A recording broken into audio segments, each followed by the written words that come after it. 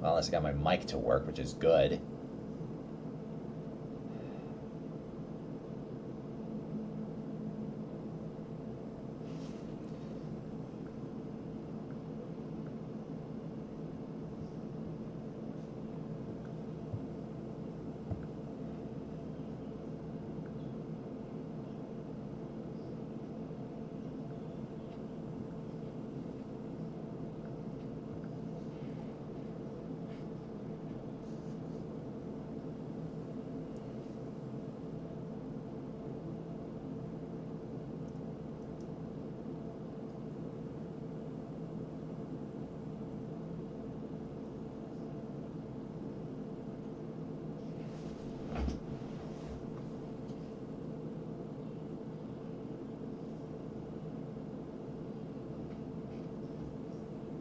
Alright, this is Horrorfest 2023, and today I'm going to be playing the very first game, Alan Wake. What's interesting about this game is that this is actually one of the few horror games that doesn't need to rely on blood and gore to make a horror game. In fact, you're going to see why in just one moment.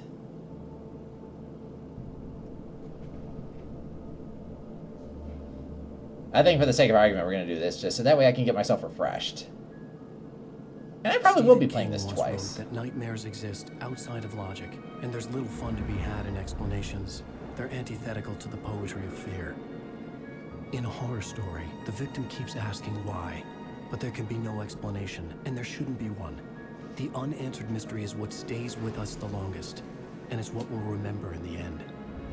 My name is Alan Wake. I'm a writer.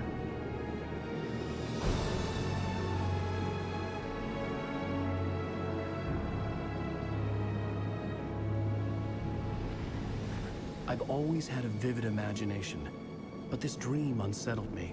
It was wild and dark and weird, even by my standards. So yes, it began with a dream. Following a typical nightmare pattern, I was late, desperately trying to reach my destination, a lighthouse. For some urgent reason, I couldn't remember. I'd been driving too fast down a coastal road to get there. Because apparently reckless driving seems to be the norm nowadays. I'd seen the hitchhiker too late. And see, folks, this is why you got to keep your eyes on the road. And now your car broke down. I was convinced they'd put me in jail and I would never see Alice again.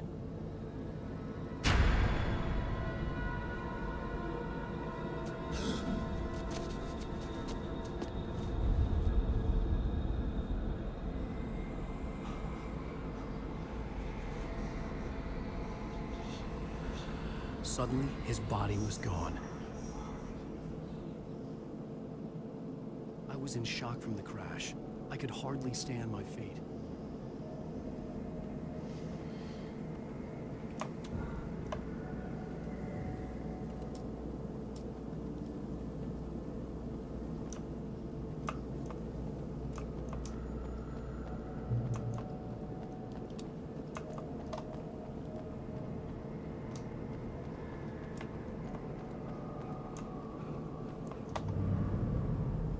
I had to go to the lighthouse. I knew there was something important waiting for me there.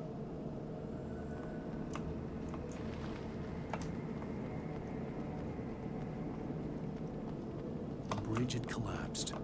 I'd have to find another way to the lighthouse. And I'm not going to collect all 100 of these thermoses. That's just going to take too much time.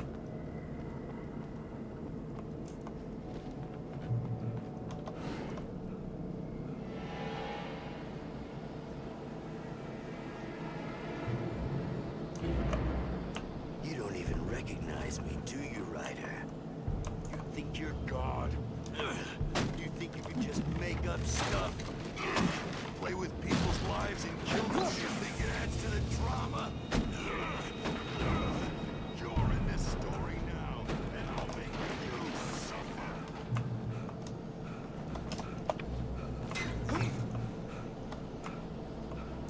You missed your deadline! Damn.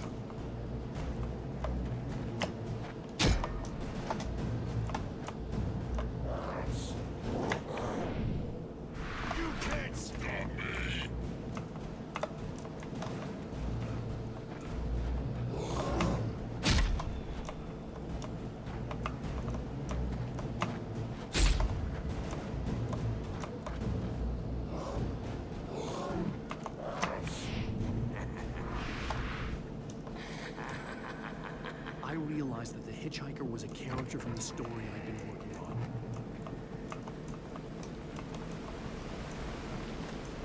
How does it feel to die by the hands of your own creation?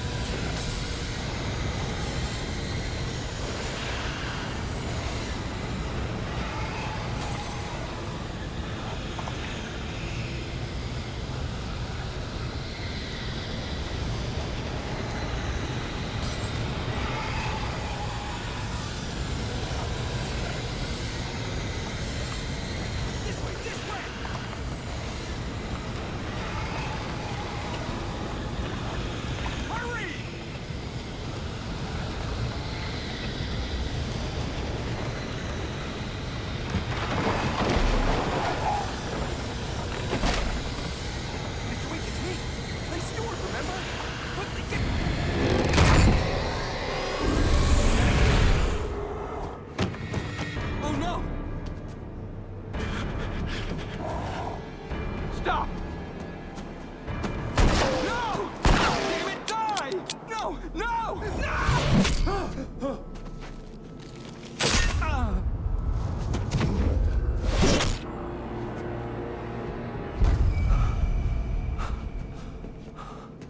I was trapped. There was no way out.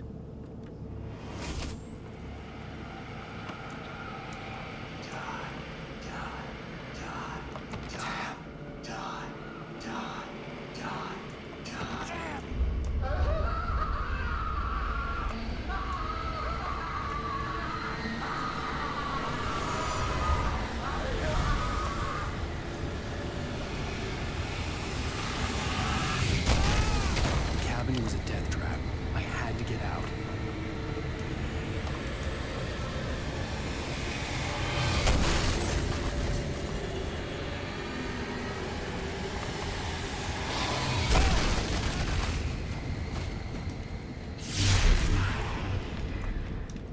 Follow the light.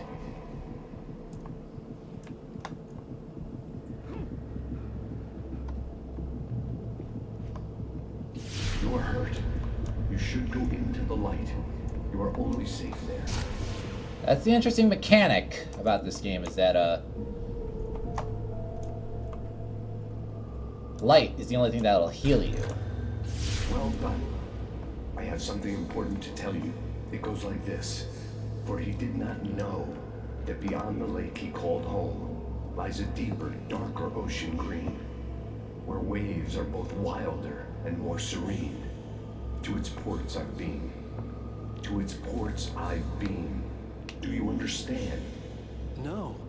Follow my light.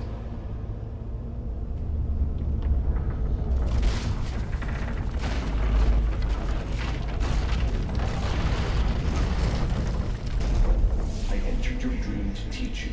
The darkness is dangerous. It's sleeping now. When it feels you coming, it will wake up.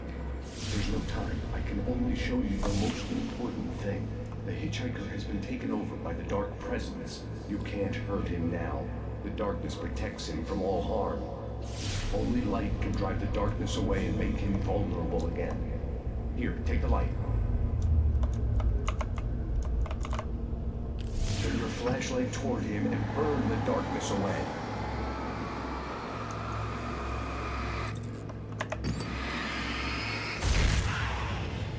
You did it. Now the darkness no longer protects him, but it's still inside, controlling him. He can't be saved. He's still a threat. He is still your enemy. Here, take the gun. Now you'll burn.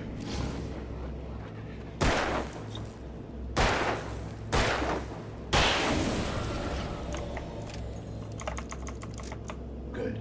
You've done well. Remember what I've taught you. That is all. I will give you back your dream now.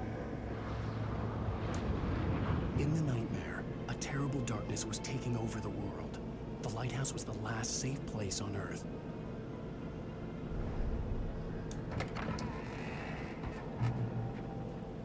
You made me this way, and now I'm gonna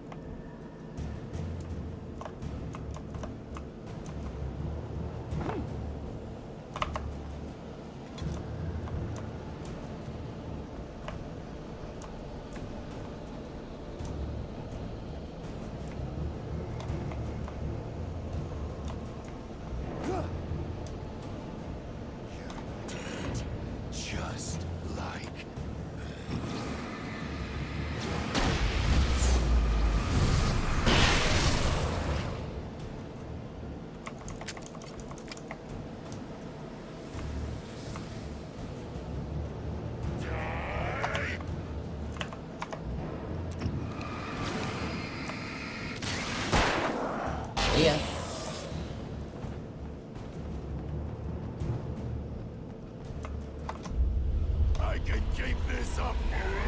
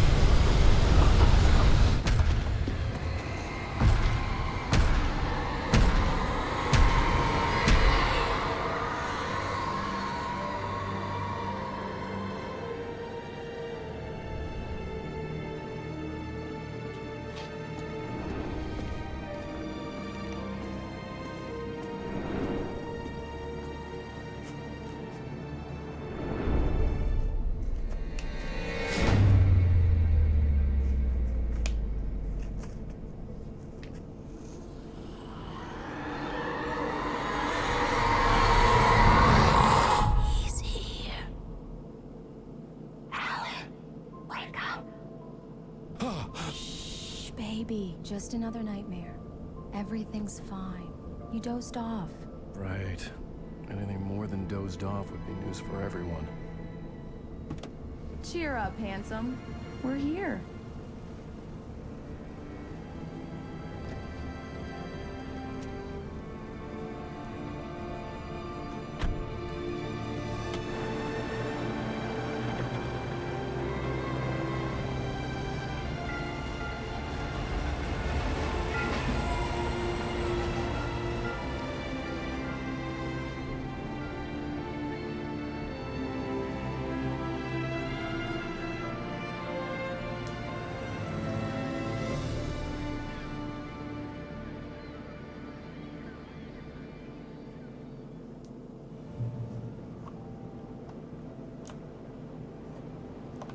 Let's act like we're on vacation. Go stand next to that old gentleman there. I want a shot of you with the town in the background. Sure. I'll even give you a title for the shot. A city boy, moments before he got eaten by a bear. Hi. Hello there. You picked a good time to visit our town. Horrorfest is just 2 weeks away. Deerfest, huh? Did you hear that, honey? You have a lovely wife. If you don't mind me saying. I'm Pat Maine, by the way. Nice to meet you. Yeah, I'm Alan Wake. I won't pretend I don't recognize a famous writer such as yourself, Mr. Wake. A pleasure. I'm an avid reader myself. I hope this isn't too presumptuous of me, but I'm the night host at the local radio station. Any chance I could get an interview? Look, Mr. Maine, I'm on vacation. In fact, I'd appreciate it if we could keep my being here just between the two of us. I'm sure you understand. Fair enough. You can trust me to be discreet. Not a hard man to track down if you change your mind, though. I hope you two have a lovely holiday. Very nice. I got a couple of really good ones. And I see you made a friend. That's cute. Right. Yeah? Hey, bestseller, how's my favorite writer? Are you there yet? Barry. Yeah, we just got here. Are the locals giving you trouble? Just say the word and I'll hop on a plane and come make sure that you're left alone, Al. No, Barry, we're fine. Great, great. Just want to make sure you can relax and recharge. So, how is the place? Has it gotten your creative juices flowing? Barry, we're just settling in. Okay, Al. I'll call back later to make sure you're doing okay. And you call me if there's a problem, okay? Okay. I'm just looking out for you, buddy. Talk to you later. I love you too, Barry. That's a weird way to end a He's going call. to be calling you every 5 minutes. Barry is Barry. I can always turn off the phone. What did I tell you? Text message from Barry. He says hi to you too. Alan, we're here. Come on, let's get back to the car.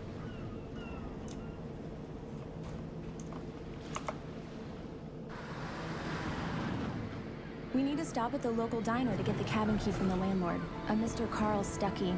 He's waiting for us. I'll go fill her up while you get the key. I'll pick you up here in, say, 15 minutes? Sure. Alan, thank you for coming here with me. I love you too. Go on. I'll promise to behave.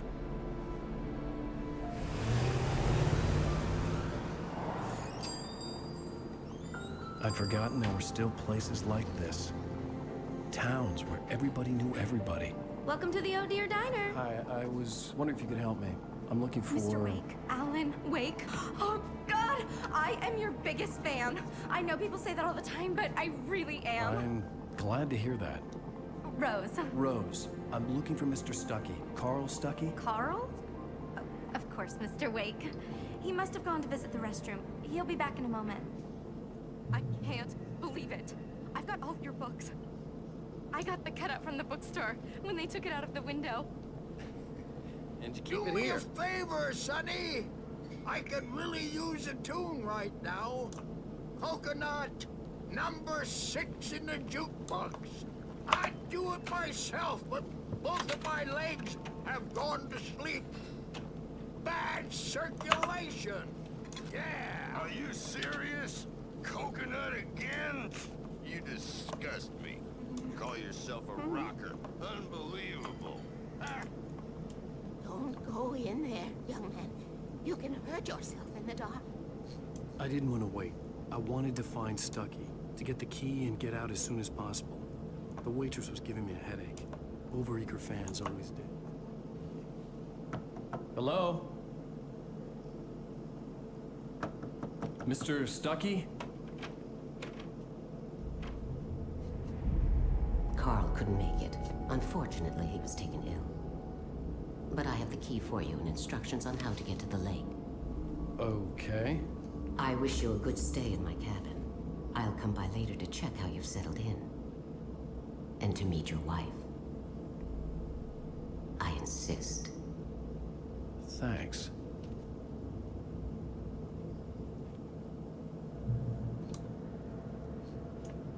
Yeah, must be his widow. Cauldron Lake is a special place.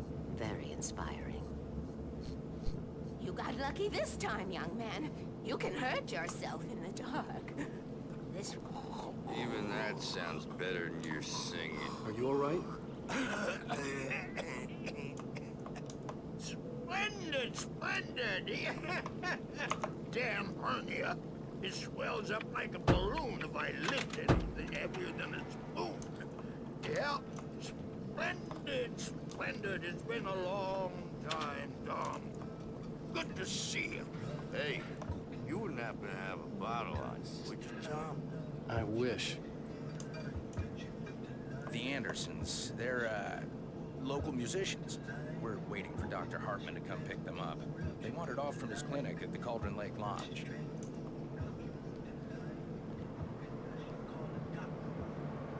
Bye, Mr. Wake. Mission accomplished. The key and the directions. My hero. I got some flashlights, just in case. Hey, wait! Mrs. Wake! Your keys!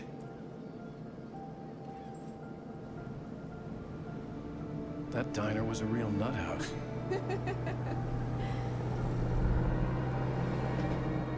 Can you believe this place? This would make a wonderful setting for a book. We're supposed to be on vacation, Alice. I'll figure it out when we get back home. Okay? Okay. We can talk about this later. Batman here on PBF I didn't want to talk about it. I wanted to bury my head in sand. Here's another one of my favorites to go with it. Once upon a time, I was a successful writer, but that was a long time ago. I hadn't been able to write a word in 2 years, not since my last book. And now the weather. It's gonna be a clear night, so you folks in the big city might want to look up every once in a while and see those stars winking down at you. It gets pretty dark out here, but they'll light your way.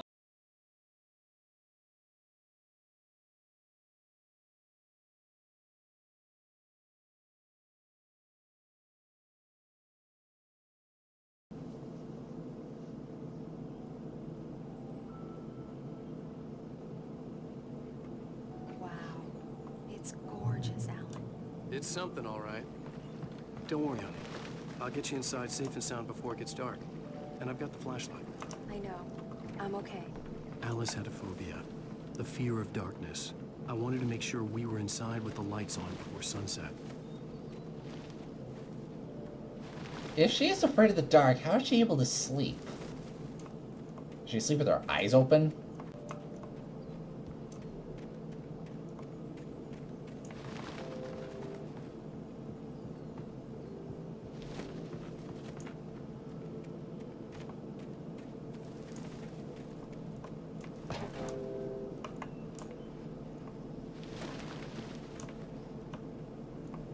An old generator had been connected to the power cable.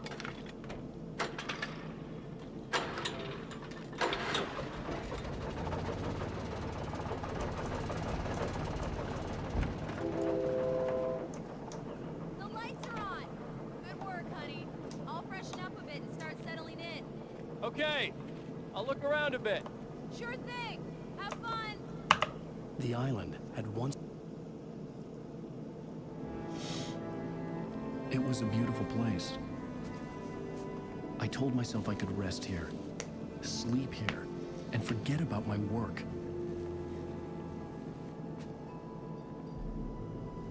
I could be happy here. Story. Maybe it would be that again.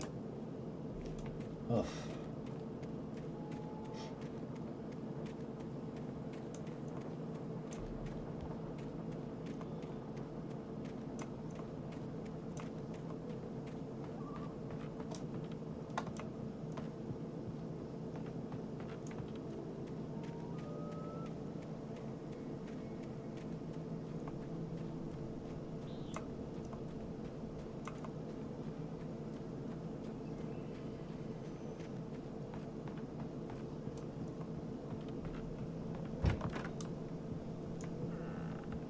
Alice?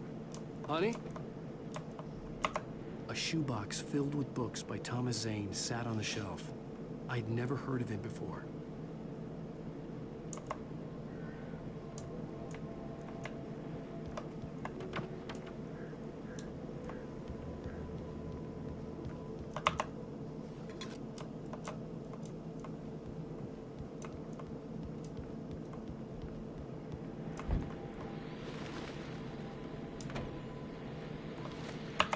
The Horrorfest guests have already started to arrive.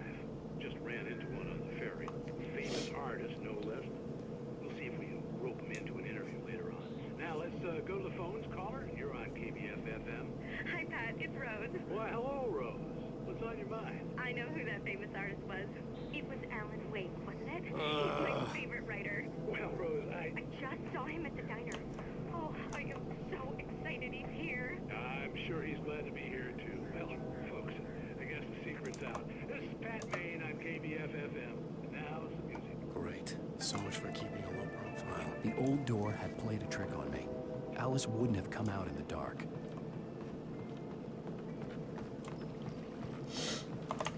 The water was black. I couldn't help but imagine all sorts of horrors lurking in the depths below.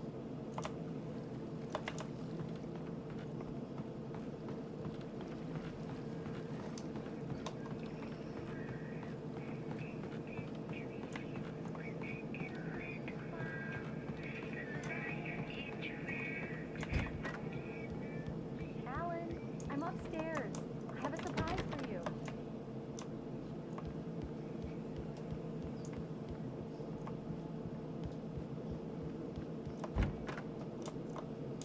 Surprise! Alice?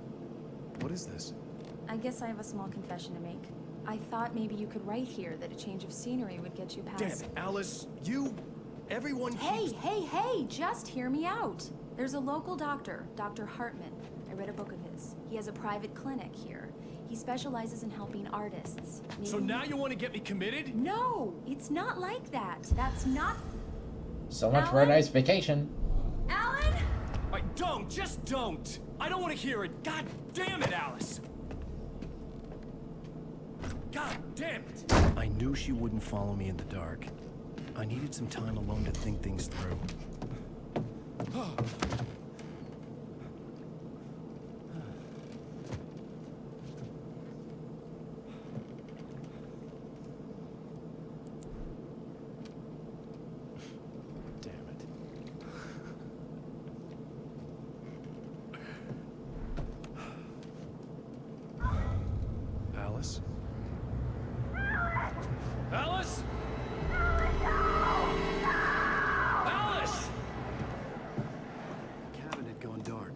all the lights were out.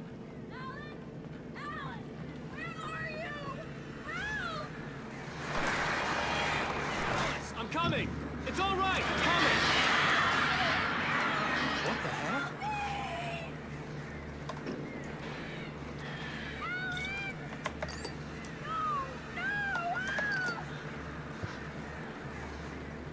Stay away from me! Alice? Alice?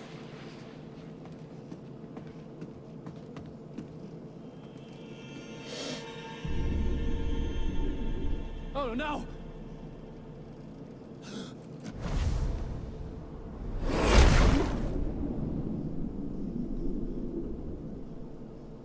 Keep going.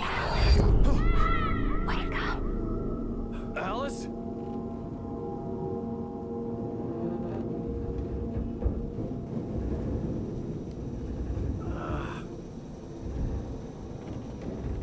Waking up in the crashed car felt like I had woken from one nightmare and entered another. I couldn't remember how I got there. All I knew was that something terrible had happened to Alice.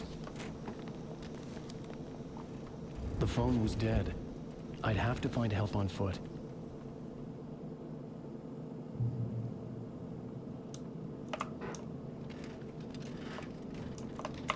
Among Alice's things was a book, The Creator's Dilemma, by a Dr. Emil Hartman. Seeing the book brought back my fight with Alice. I didn't like it, and I didn't like the guy's smug face on the cover either. The gas station was my best bet. They'd have a phone I could use. It looked like a long hike through the forest to get there.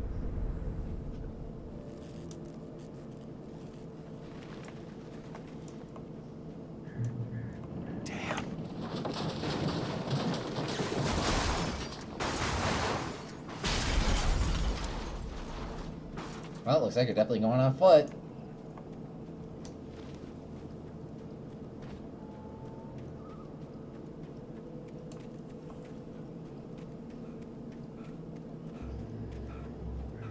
Hello?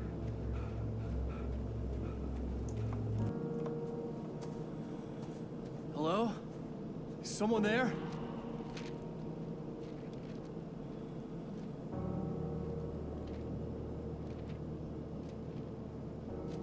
The loose sheets of paper were pages from a manuscript entitled Departure. That was the name I planned to use for the next novel I had never gotten started. I was named the author. I hadn't written it. I couldn't remember writing it. In the scene on the page, the hero was attacked by an axe murderer in the woods at night.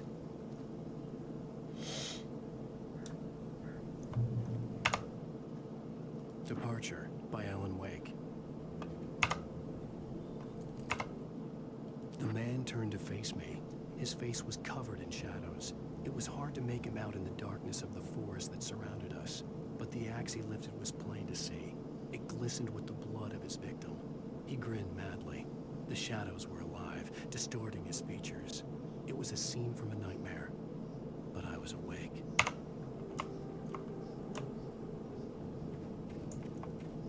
And same thing with the manuscripts. I'm probably not going to find them all. It's just going to be too much of a waste of time. Despite the fact it's plot related. Anybody there? Please, I've been in an accident.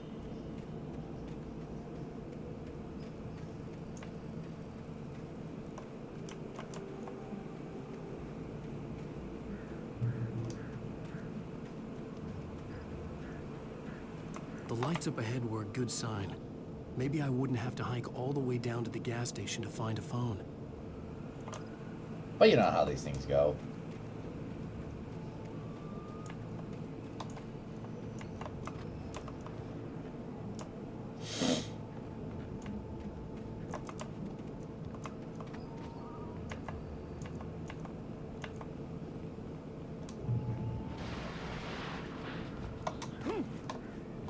Anybody there? Please, I've been in an accident. Hey! Hey, you! Phil! There's been an accident. I need help.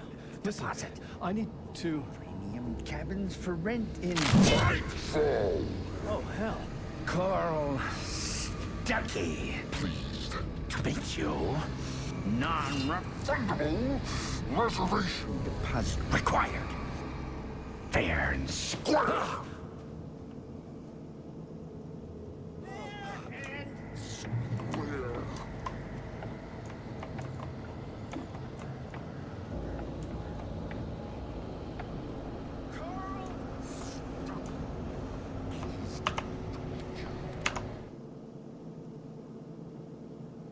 The Taken stood before me. It was impossible to focus on it, as if it stood in a blind spot caused by a brain tumor and eye disease.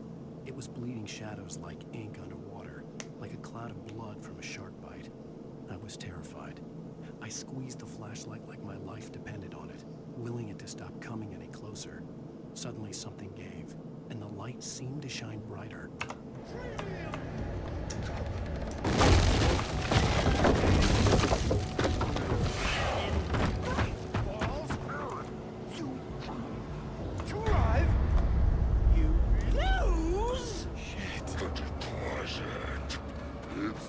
Latest thing!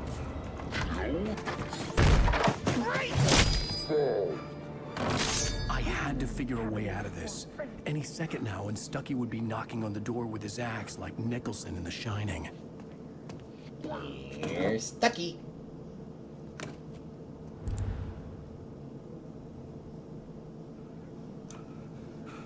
During your trying, it's the latest thing. Incontestably proven. Yes. Let you. Great Falls Sheriff Station. Hello? Hello? And keep those cholesterol levels low. This is bad.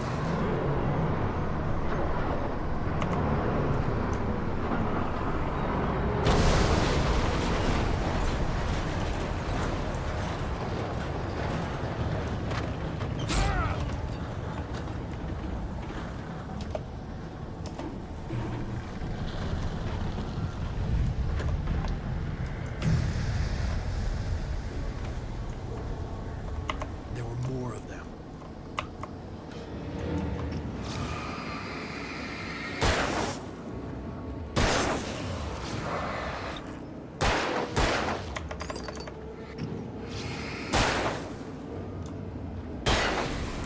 My head pounded with a concussion.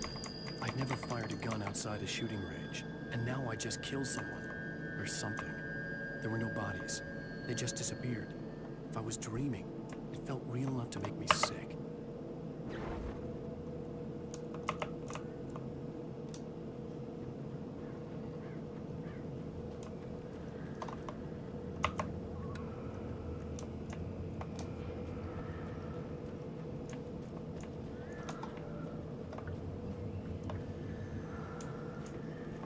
Eerie hand-painted graffiti was revealed by my flashlight. Someone had hidden a chest of supplies near it.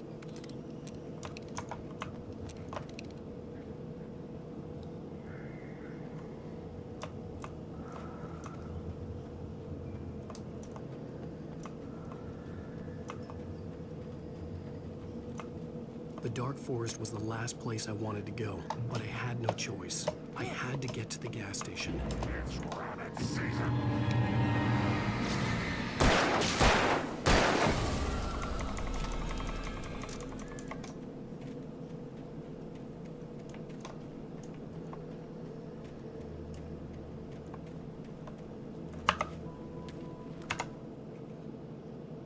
Rose knew she had been gushing, but right now, she didn't care.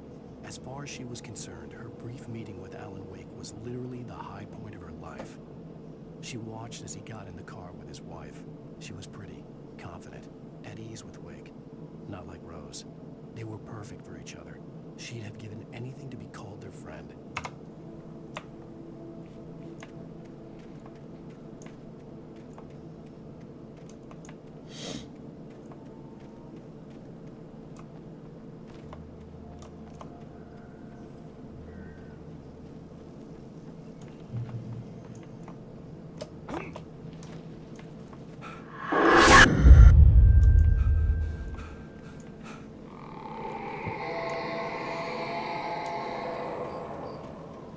was that?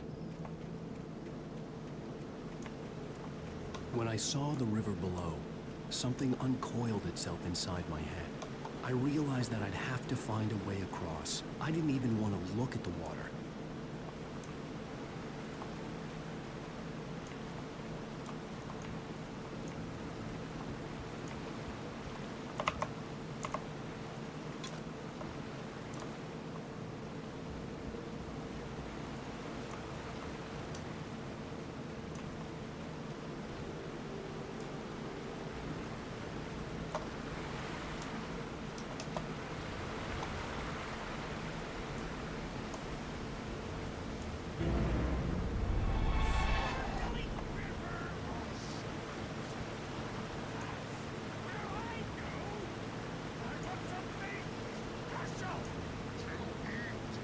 Stucky was still out there, in the dark, stalking me.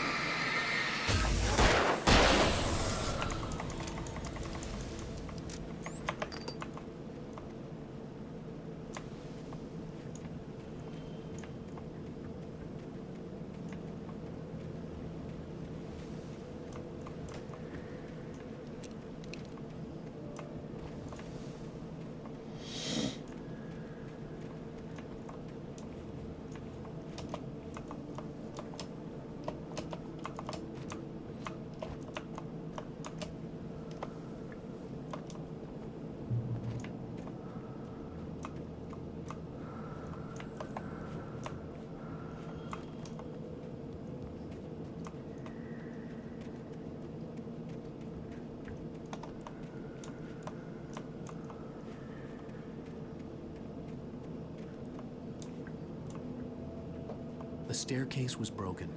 I had to make my way up some other way.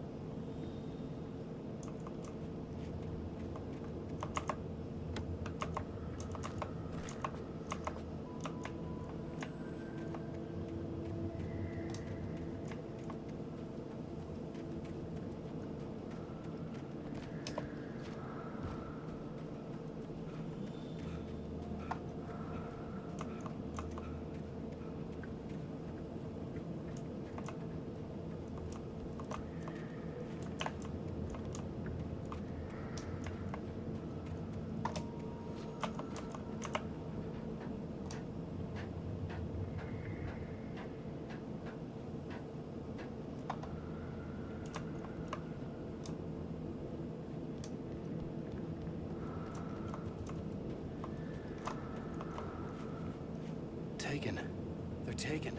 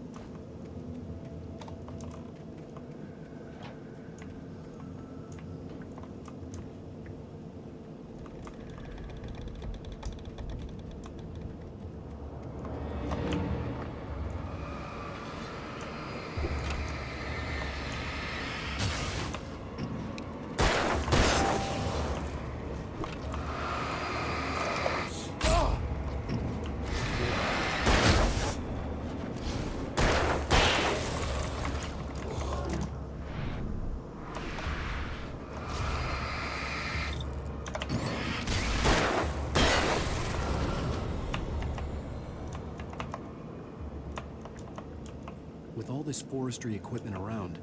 There had to be something I could use to reach the top. Yes, Alan, because apparently, how else are you gonna reach the upper path up there?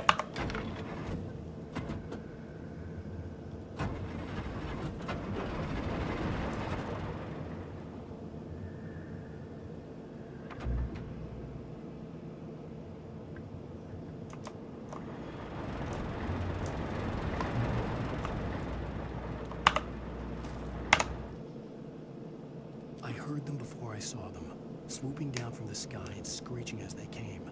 I spun around just as the cloud was upon me.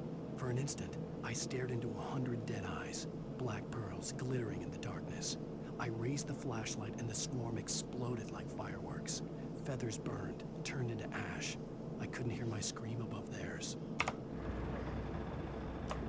Whom we've encountered a little bit earlier.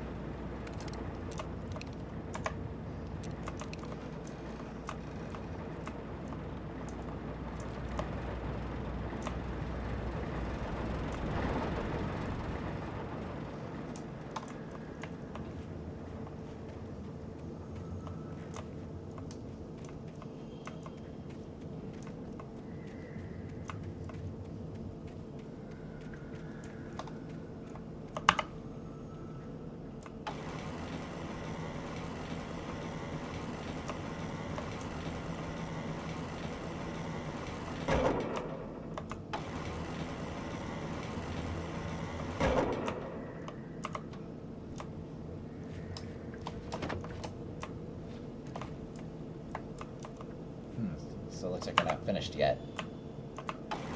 Yeah,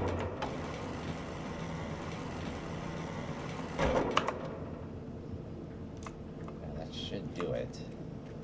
At least for that part.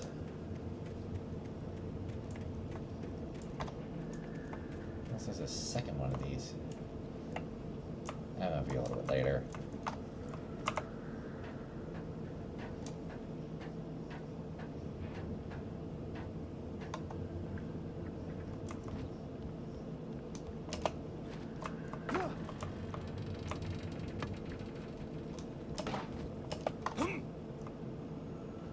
So I might need a little more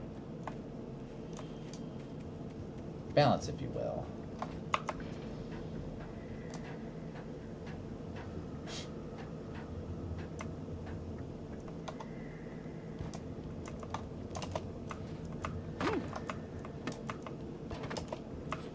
There we go.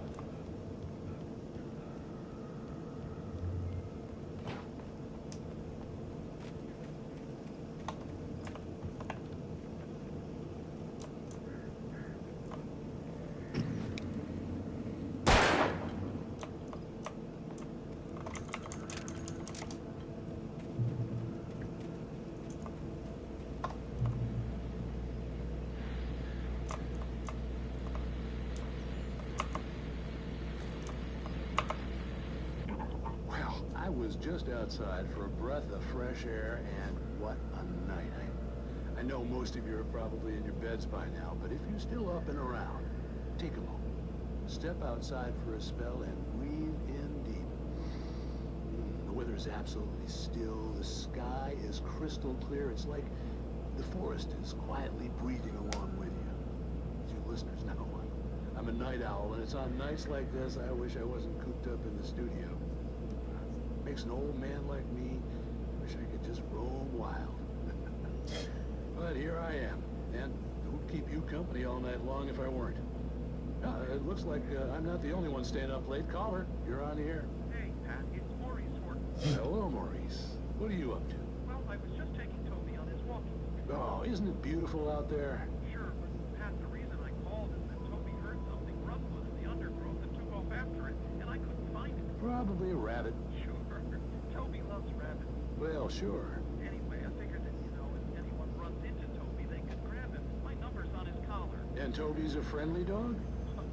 Toby loves people. Usually he comes back, but we were pretty far from home, and it sounds like he went pretty wild there. Great dog, but too dumb for his own good. Well, Maurice, it's out there now. Hope Toby comes home soon. Yeah, thank you. You have a good night now. And this is where extensive dog training comes into play.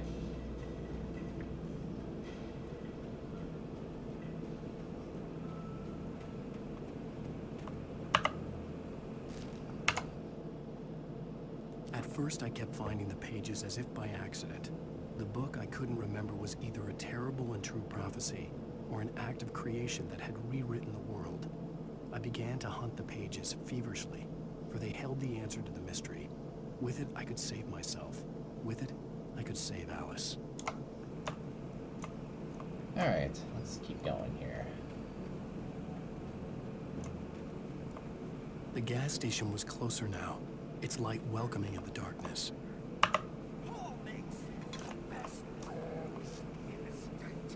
Belly Burster is the best with no contest. Monster Dog is second best. The famous dog is...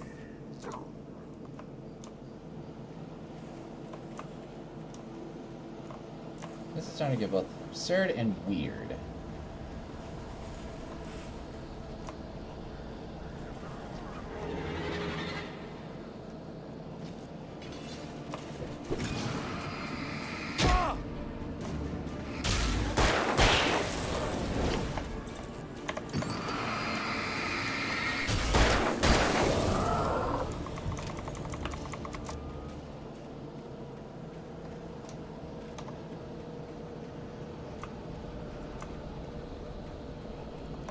Safe haven.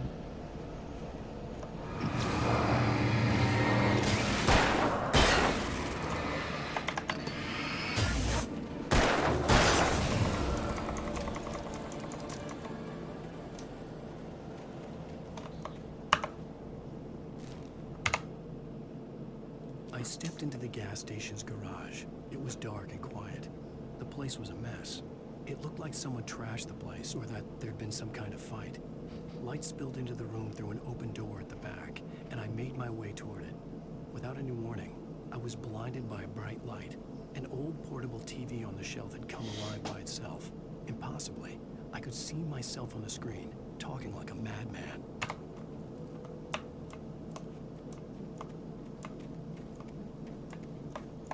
So I wonder if this is the route to the gas station, but before I go there, there's one manuscript somewhere that I might have missed.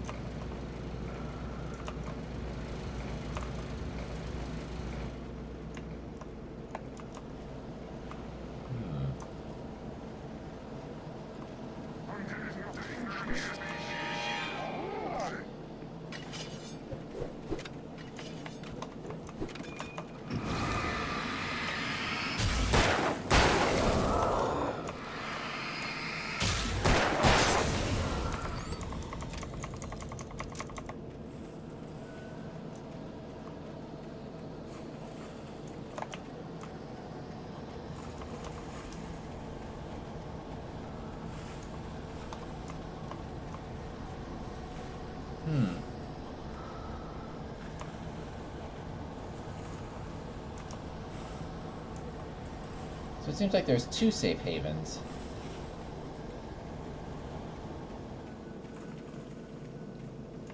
And I think this is going to take me to the gas station.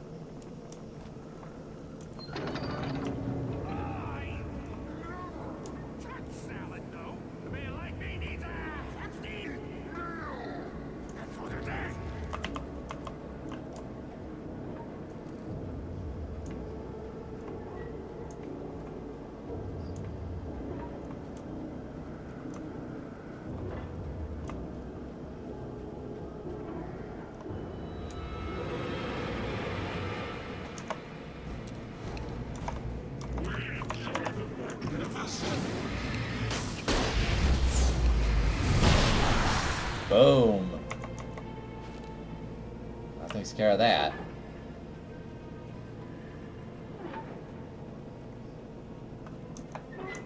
And I'm out of flares.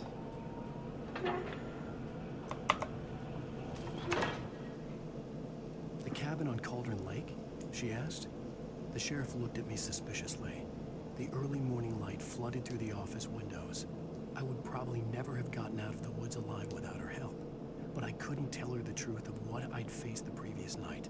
She'd think I was lying or crazy. She'd lock me up, and she wouldn't help me find Alice. We'll see.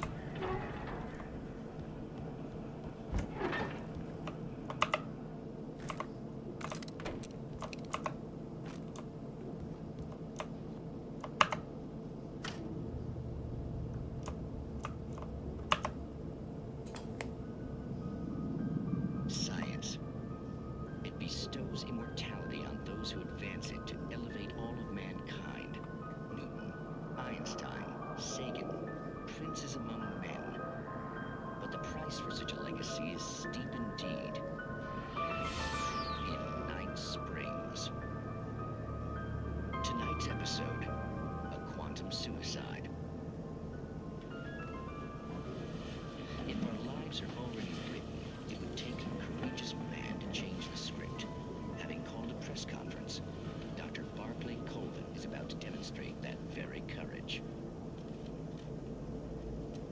Ladies and gentlemen of the press, I am Dr. Barclay Colvin, and I'm glad so many of you could join me here at the Moorcock Institute. Tonight, I'm going to give a practical demonstration of the many worlds interpretation. As you can see, this is a loaded 9mm pistol. It shall be part of a thought experiment. And now, a real experiment, known as a quantum suicide. Did he say suicide? Is that a real gun? He's kidding, right? Please, please, stay calm. There is no risk.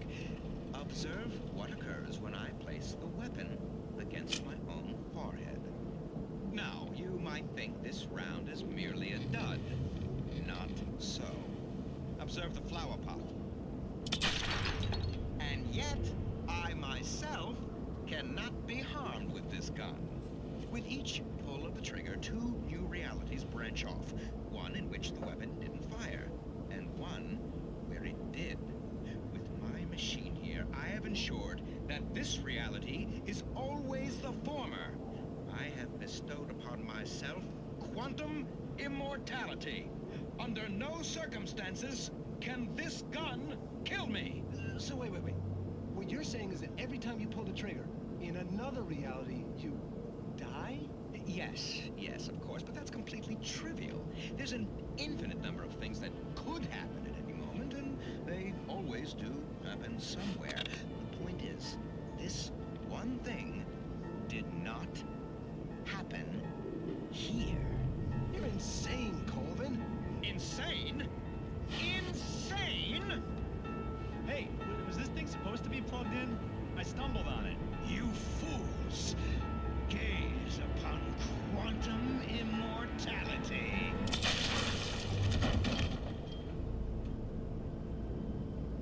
Poor Dr. Colvin, felled by his own hubris, the ignorance of the masses.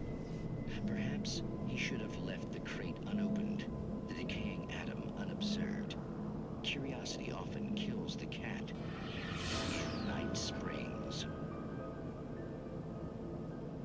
Or another theory, he had the safety on for the first part and he turned off the safety in the second part.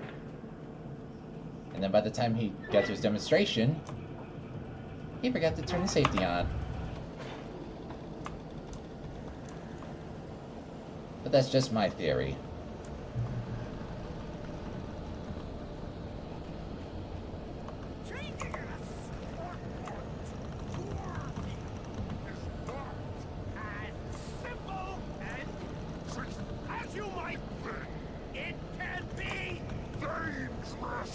It requires patience! Oh no. Even with the ancient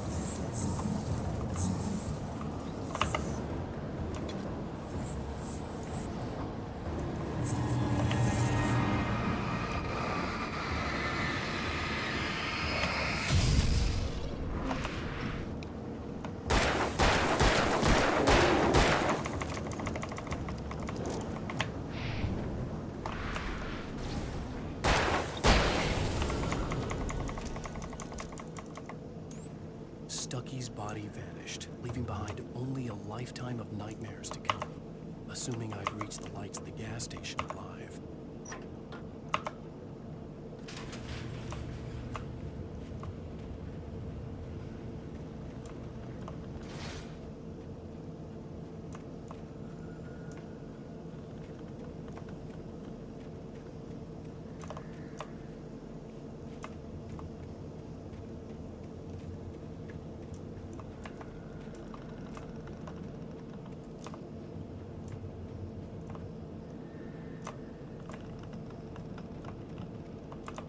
Anyways, it's time to go to the gas station.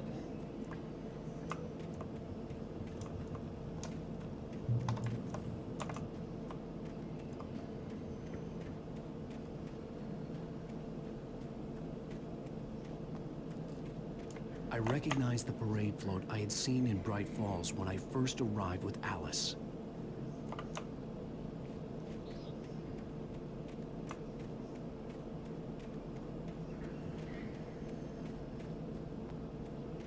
After the insanity I had just experienced in the darkness, the lights of the gas station felt comforting. At least for a moment, the sane world reasserted itself.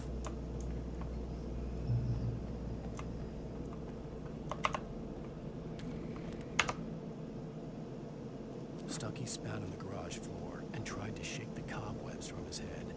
Ever since the couple never showed to pick up the keys, things had been fuzzy. Something, a feeling caught his attention. Stucky looked up and stared as his brain tried in vain to process the horror before him. He stumbled back, knocking over a can of oil. A black pool spread across the floor while he struggled for a brief moment, then let go as the unrelenting darkness engulfed him.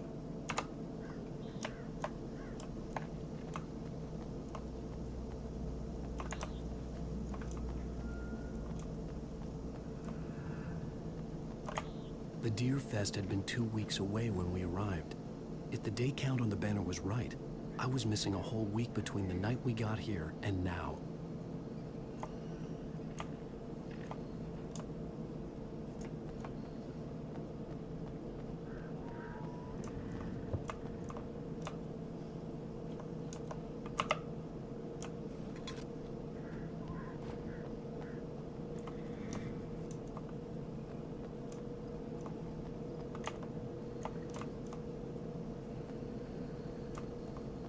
The garage was a mess. It looked like someone had trashed the place, or that there'd been some kind of fight.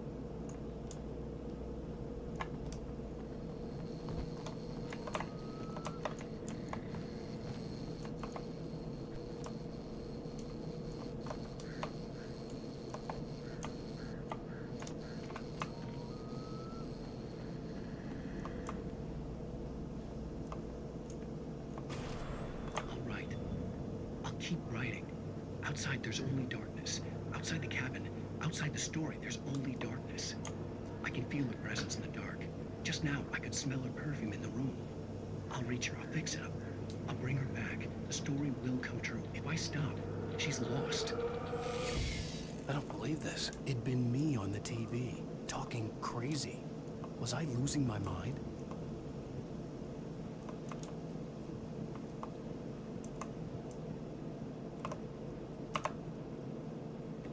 The 68th Annual Deer Fest, September 15th to 18th. Games and activities, raffle tickets, fishing competition, pie contest, and surprise competitions. Live music for the children, Bucktooth Charlie afternoons, and Montgomery the Mystics Amazing Phantasmagoria evenings. Don't miss the legendary Deer Fest parade. Talk about promotion.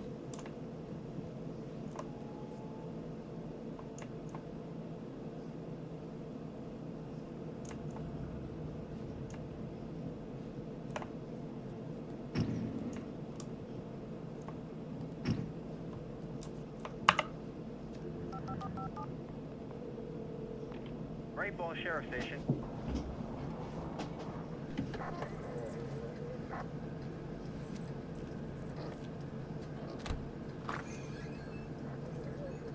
Oh, thank God, Sheriff. Sheriff Sarah Breaker. You are... I'm Alan Wake, but listen. I was in a car crash. My wife, Alice, she's missing. Calm down, Mr. Wake. We were staying in a cabin on the island, on Cauldron Lake. There's no island on Cauldron Lake. Not since the big eruption in the 70s. Please, I can take you there, okay? You look like you've taken a pretty bad knock to the head. Are you okay? Listen. We'll figure this out. Please get in the car. We'll swing by the lake and then we'll go to the station, okay? Mr. Wake, have you seen Stucky, the guy who owns this place? I realized I couldn't tell her what had happened in the forest. She wouldn't have believed me. And then she wouldn't have helped me with Alice.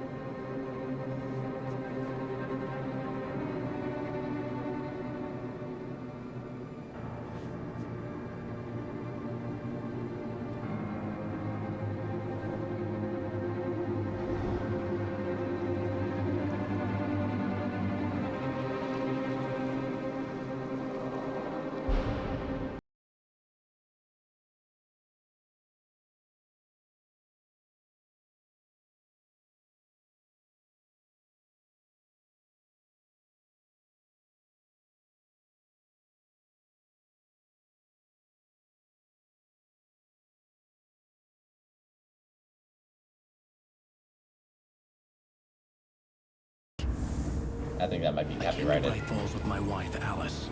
Thank you for coming here with me. I thought maybe you could write here. I don't want to hear it. God damn it, Alice. Now, she's missing. Alice? Alice?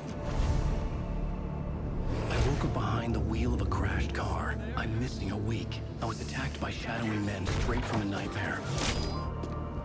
The sheriff took me to the lake Alice and I had stayed at. But the cabin had disappeared. Now we begin episode 2.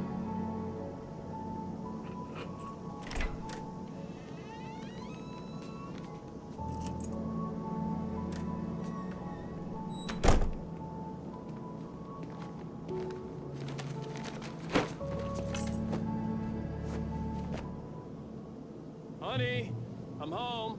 Back here, sweetie. How was it? Worst weather I've ever seen. You should put some coffee on. It'll warm you up. Coffee's on. Great, thanks. I'll need it if I'm gonna finish this by tomorrow.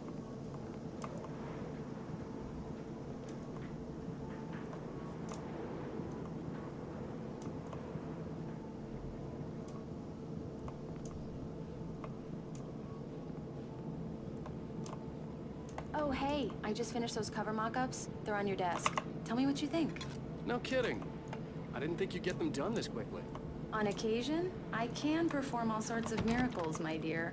Oh, really? Well, you seemed to think so last night.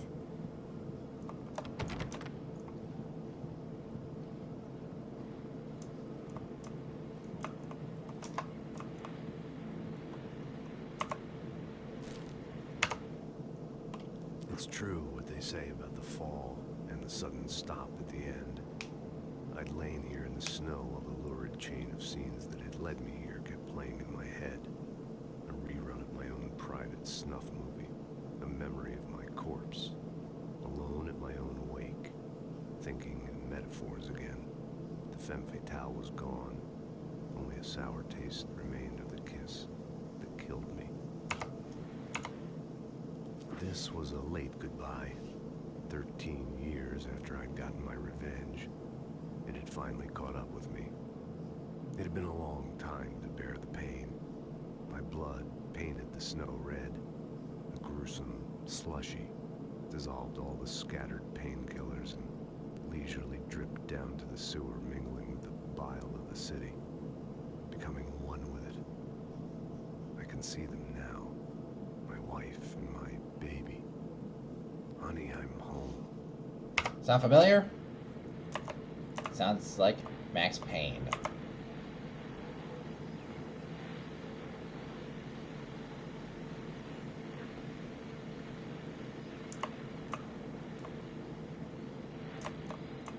Nothing more, oh, there's a QR scanner there, but I don't know if it would work. And I'm not going to be able to try it out. So... These look really good. Oh, Oh, sure, until Barry gets his hands on them. Which, by the way, will happen over my dead body. The last time was the last time. Oh, and speaking of Barry, he called.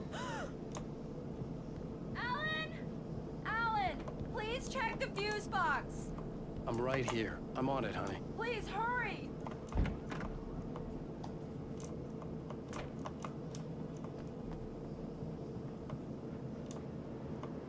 You know, the irony of this is that if she's afraid of the dark, I really don't like this, Alan. Please hurry. why doesn't she just go into the living room? I mean, there's plenty of light there. Alan! I really need those lights on. Ah, here we go. Honey, it's a power outage. I've got the flashlight. Okay. Hi. You okay? I'm sorry. It just really spooked me. Don't worry. We'll just break out the candles. I know it's stupid, but it's just... especially when I'm not prepared for it, you know? It gets to me. I love you. Tell me a story, writer. Okay. I used to have these nightmares when I was a kid. The dark really spooked me, too. When it got really bad, my mom gave me this old light switch. She called it the clicker. The clicker, huh? Yeah. If I ever got scared of the dark, I could just flip the switch and a magic light would scare the monsters away. Oh, sure.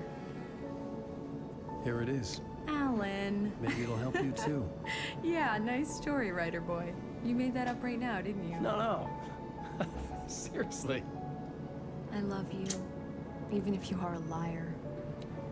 Thanks for this. Now we get all the mushy stuff.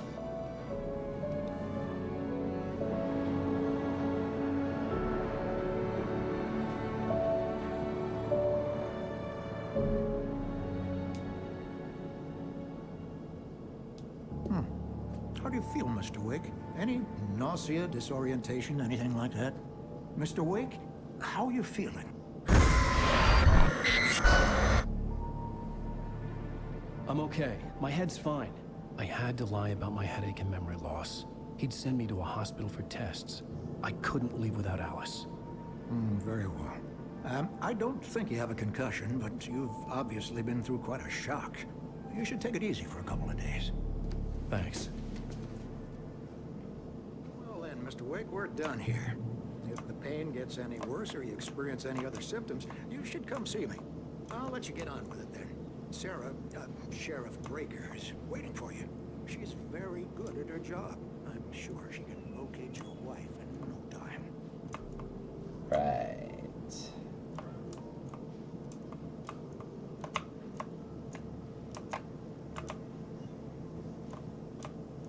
what am I going to examine here? I believe you'll find the sheriff in her office. Just go down the corridor. I'm sorry you had to cut your morning fishing short for this, Doc. Oh, she's a beauty, ain't she? Not the biggest I ever caught, if you can believe that coming from an old fisherman like me, but she's right up there. Now, she's a largemouth bass, which is what you're after if you prefer a lure. Now, if you want either trout or salmon, on the other hand, then it's fly fishing for you. You a fishing man, Mr. Wake? Oh, doesn't really matter, I suppose. But it can be very relaxing out there. You can't get me off the water this time of year. Closest thing to heaven. I'll take your word for it, Doc. Alright, with that done, let's go visit, let's go find the sheriff.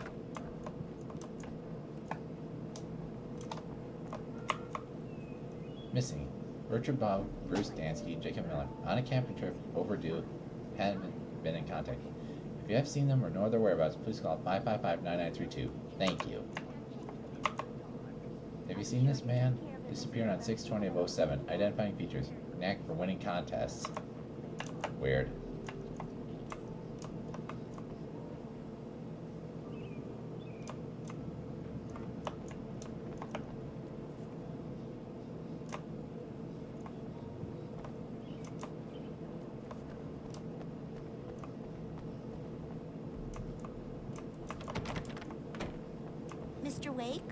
the sheriff is waiting for you in her office down the corridor? That was Cynthia Weaver. I guess you can call her the town eccentric. She used to be the editor of the local newspaper, but she's focused on, other things these days. She'd fit right in where I come from. As you can see, she's a little obsessed with maintaining the light bulbs of the whole town, refuses to step on shadows, things like that. Back in her day, she wrote about all sorts of weird things in the paper. Bright Falls has a colorful history. Of course, what small town hasn't? Can't argue that.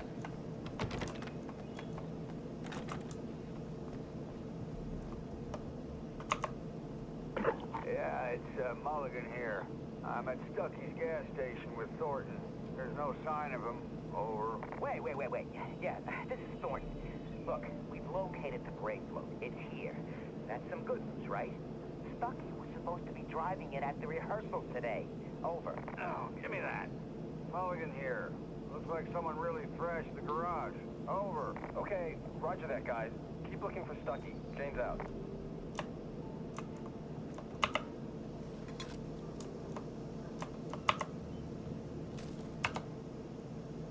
Alice looked through the viewfinder, lining up the shot. Cauldron Lake was breathtaking. Something caught her eye. A figure standing in the shadows behind the cabin, like a thin woman in a black dress. She lowered the camera and looked again. No one there. Just a collection of bushes that looked vaguely human-shaped. She shook her head and laughed. The sheriff wants to see you in her office, Mr. Wake.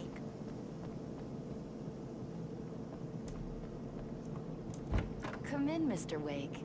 Your phone's on the desk. The battery was dead. It's charged now. Have you started looking for my wife yet? My men are already on it. Now, can you tell me what happened? I'm not sure. I can't remember. We were arguing. I walked out of the cabin. The cabin on Cauldron Lake? How did you end up at Stucky's gas station? I wanted to tell her what had happened last night, but I couldn't. She'd lock me up. Excuse me. I need to take this. Hello? Alan, please help me. Alice? Stop talking to the law. You'll do exactly what I say if you ever want to see your wife again. Who is this? Go to the back lot. There's a hole in the fence on the left. Look inside the junker. I left a little something there to convince you we're all on the same page here. After you ditch the cops, you're gonna meet me in Elderwood National Park. There's a spot called Lover's Peak. Mr. Wake, can I help you with anything? Don't do nothing stupid, pal. We're watching you. I need to get some air. The sheriff said I could go out back. Of course, Mr. Wake. You can get there through the cell corridor. Hey, can you turn the light? The light's on. The deputies, they don't understand. They won't listen to me. I need it to be bright in here.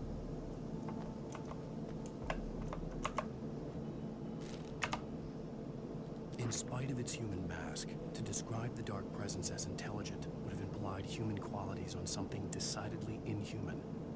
Nonetheless, it found the one spot in the diner that was dark enough.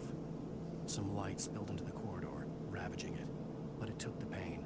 Horrible as it was, the writer would soon fix that. He would be coming to the one place where it still had power. Hey! The early morning light hurt my eyes and made my head ache. The man on the phone had said, "Go through the fence on the left."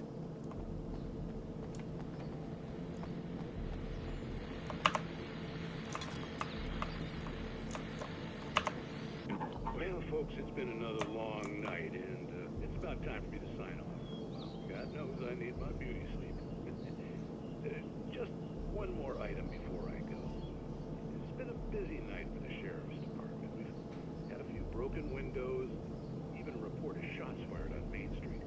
Deputies Mulligan and Thornton had to deal with two intoxicated young men who were celebrating the completion of their Deerfest float. Now, folks, we get this every year. I know it's exciting, the big day's almost here, but let's save it for the party and leave the gunplay for the shooting competition, huh? There's no point in getting all worked up yet.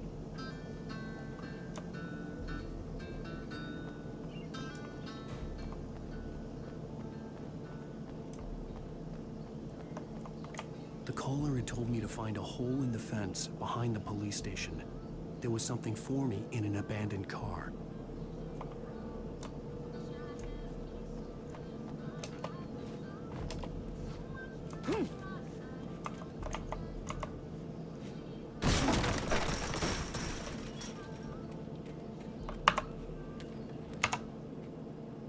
The kidnapper fired his gun one last time, and the shadow vanished into the darkness it had come from. See? Nothing to it, Wake. The thought of Alice in his hands was revolting. We stood on the wooden platform of Lover's Peak, the waterfall in the mountain behind us, the lights of the radio mast blinking red in the heights above. I fought with the urge to take a swing, force myself to speak. Let's cut the act now. Where's my wife? Alice's driver's license had been placed on the front seat. The caller meant business. Barry? Ow! Ow! Thank God! Where the hell have you been? I've been trying to reach you for a week, you and Alice. I've been worried sick. I flew out yesterday. I'm here in Bright Falls. Barry, listen to me. I'm at the sheriff's station. Come and get me. I can't talk now. Ow! What the hell is going on? I had to get the sheriff to let me go. I needed to get to Elderwood National Park to meet Alice's kidnappers.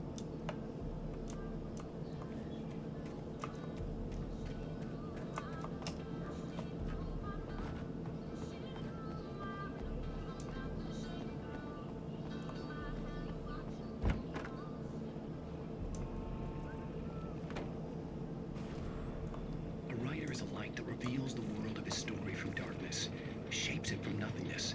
The way a sculptor carves a statue from a block of granite. If I stop, the world I'm making dies. Darkness will reclaim it. It's a long, hard journey into the dark. Alice's life is at stake, but I can't think about that, or I'll lose it. The dread lingers at the edge of perception. I'll push on. Anything is possible here. I'll write the story. I'll save her. Marvelous, sir. I just wanted to settle all the damage the Anderson brothers might have inadvertently caused on their recent and regrettable little outing. They are not accountable for their actions, of course. I can assure you that my staff has been reprimanded. Tor and Odin never caused any trouble to anyone when they were still living at their farm. Indeed. All we can do is to slow down the progress of their dementia. Are you feeling any better, Mr. Wake? I'd like to leave. Am I free to go? Well, we still need to talk about... Am I under arrest? No, of course not.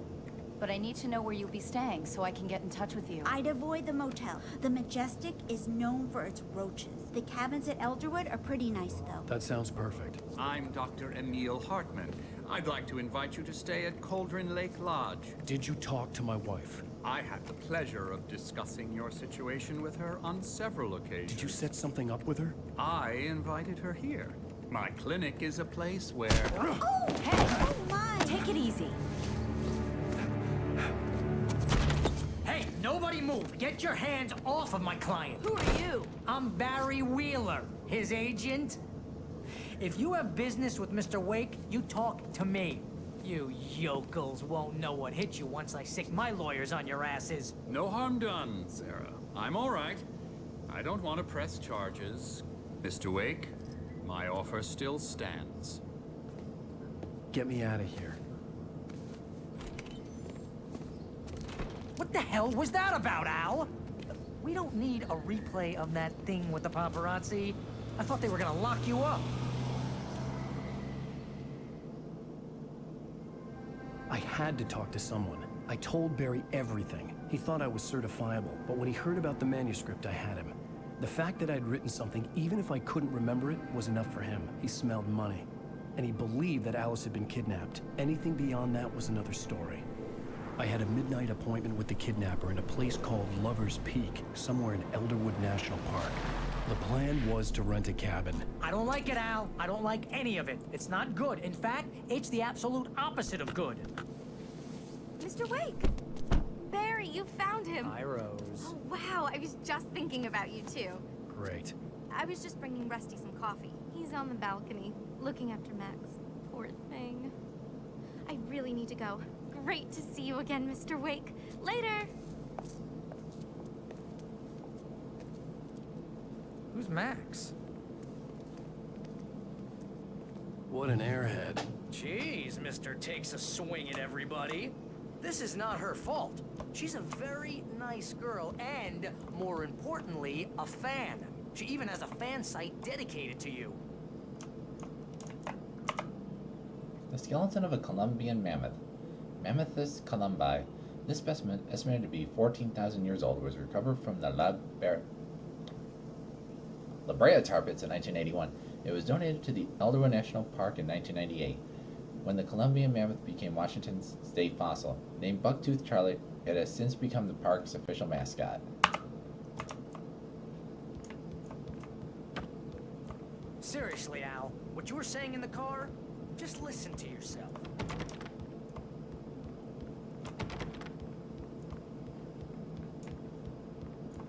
What, you shot a guy? And his body just disappeared? When was the last time you slept? What, are you high? Have you been drinking? No! Look, Barry, I'm missing a week, and someone's got Alice. Do And you everything's just... understand what it sounds like when you say stuff like that? You really want to know? Don't get me wrong, it's a good story, could be a bestseller. But when you start confusing fiction with reality, you're buying yourself a ticket to the funny farm. Wait here.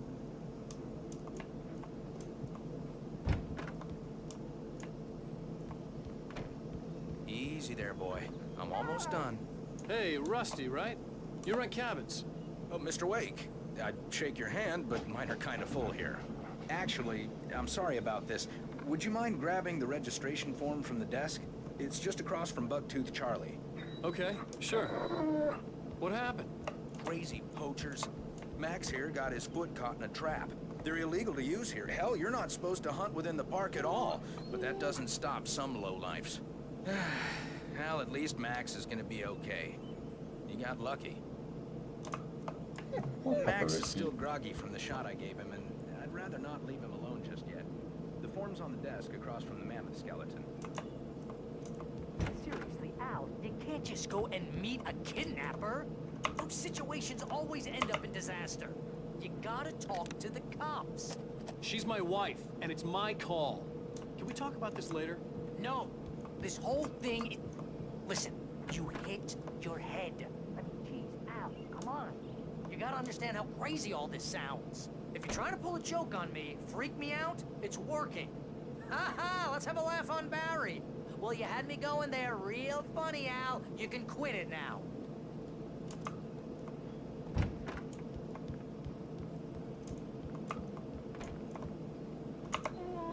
I think this is the form you wanted. And here are the keys. Okay, you're all set, Mr. Wake. Glad to have you stay. Thanks. Can you tell me how to get to Lover's Peak? Oh, sure. It's at the end of the nature trail. Just follow the paths, you'll get to it eventually. It's an easy walk. Nice spot, too. Or Paparuski. If you have any trouble finding it, just keep your eyes on the radio mast. It's right below that. It's good to know. Look, Al, you're asking me to believe that you shot a dude who went poof, into thin air, a guy who was bulletproof until you pointed a flashlight at him. You hear that from people who end up spending time in padded rooms, strapped to their beds, wearing white shirts with too long tangled up sleeves, and eating a healthy diet of pills. Al, you make cruel jokes about people who believe that kind of stuff. You're the skeptic. You gave me an hour-long lecture on homeopathy last month. What was it? If there's no proof, it's pure bullshit. Period. Guess the laugh's on me then. Al, come on! I mean, okay, maybe something weird happened to you, okay? Well, thanks for the heartfelt vote of confidence. All I'm saying is you gotta throw me a bone here, bestseller. What would you think if it was me? There's no way you should be going out at midnight with a gun. No one asked you to come here, Barry. Either work with me on this or go straight back to New York. Your choice. Uh-huh.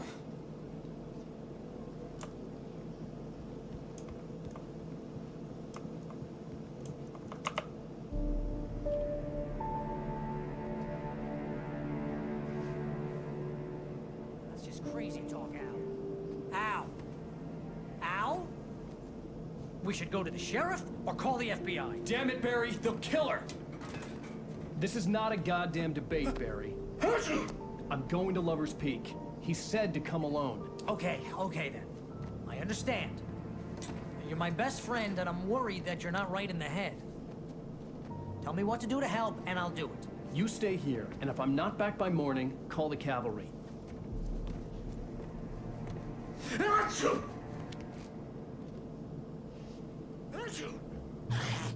Just be careful with the natives, Al. These yokels are dangerous. Everybody hates a tourist, or it'll be deliverance all over again. Bless you. Oh, this place is trying to kill me. I'll bet there's mold in here, spores, poison ivy, God knows what. This is so not worth a 15% commission.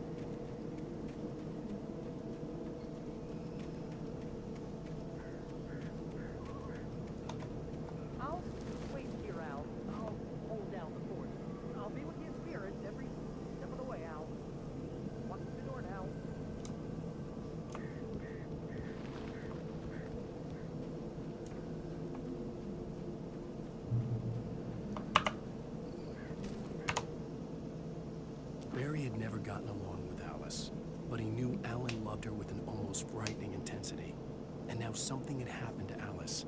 And here was Al armed with a gun and saying things people got put in padded cells for. It was as if his friend had experienced a massive psychotic episode and was now totally disconnected from reality. It scared the shit out of Barry.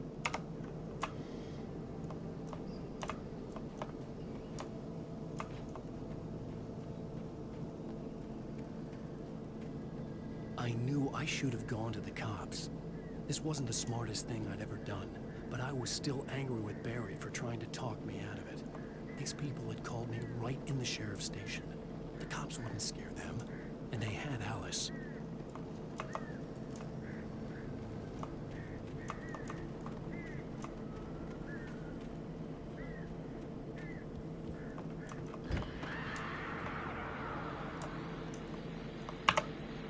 Welcome back to the show, folks. As promised, our very own Dr. Nelson has just parked his rear end in the studio.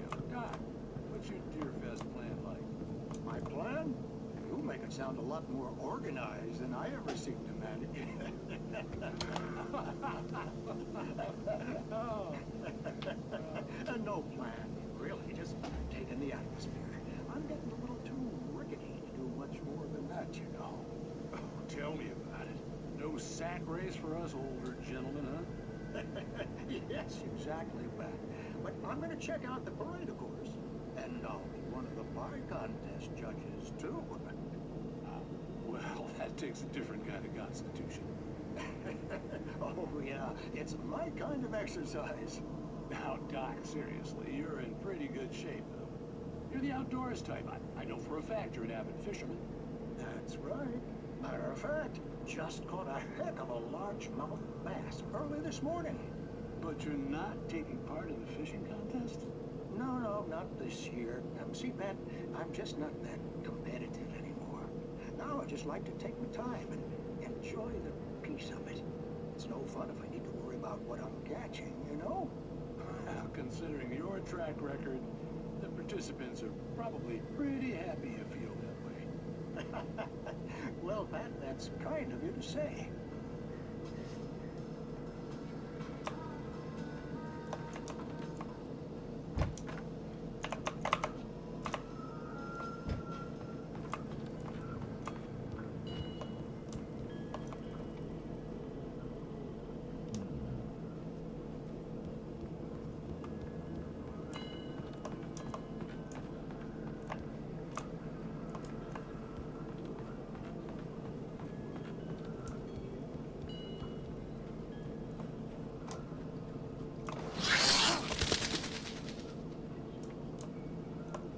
Well, that was something. I don't know what it was, but that was something. Alright, so I think I got everything here. I think except for Boban.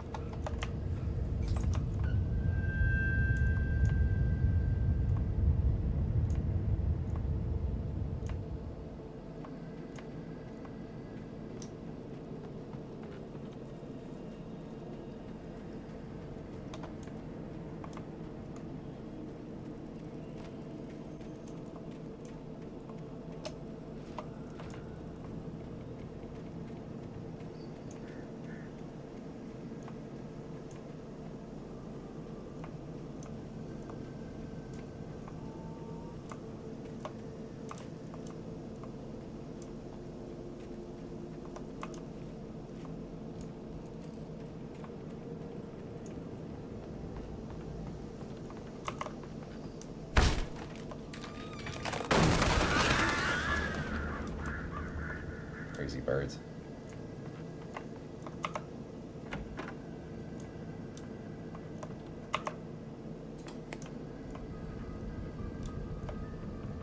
And now for another episode of Night Springs.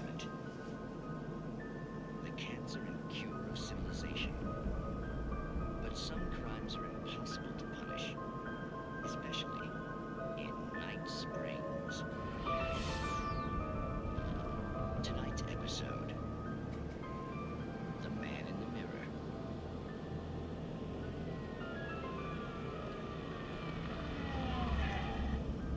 He's inside, Agent. He's a weird one. So, you're confessing to killing that guy, huh? Why? Had it coming? Yeah, but why would you do that? I mean, you're a nice guy. Normal. Took a kid to a soccer game. So how come at the game, you pick a guy and, quoting from the arresting officer's report here, assault the victim's head area repeatedly with the weapon of choice being a pair of bare fists? Wow, that sentence really flows, huh? Maybe you're not the literary type. Okay, so you mess him up. But why? Who was that guy? We couldn't ID him. Why would a guy like you do him like that? I didn't like his face. Well, you must have hated it, because you really went to town there. I mean, there's no way to tell what he looked like. No ID on him either. That must be difficult. But then we ran the fingerprints. Got a match. Your prints. Identical. Huh, how about that? Your son said you were wearing a white shirt when you took him to the game. The white shirt is on the dead guy. It's plenty red now. You won't get away with this. Do you really think that's in any way relevant to me? I had plenty of time to talk to my boy before the cops arrived, you know? He won't stop screaming, am I right? You think he's ever gonna be okay? I left my mark. Believe me. You bastard. What? You gonna shoot me? What's the point? I'm going to prison. You got me. I don't understand any of this. And you never will. Don't worry. Maybe you'll see me again, Agent. Maybe in the mirror.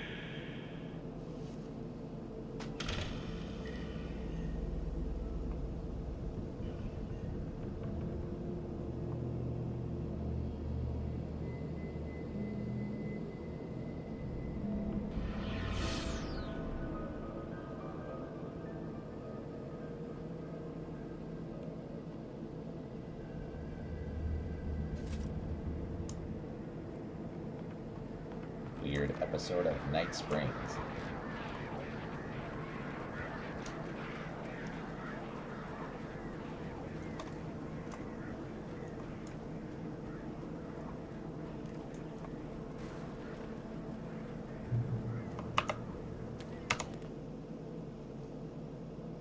The air in the visitor center was heavy with an awful smell, as if some rotten drowned thing had crawled up from its grave.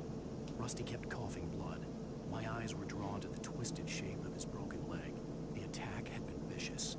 Max whined in his cage. Rusty's eyes were wild with fear and terror. He gasped. Mr. Wake, it happened just the way it was on that page. So we might be having a little foreshadowing, per se.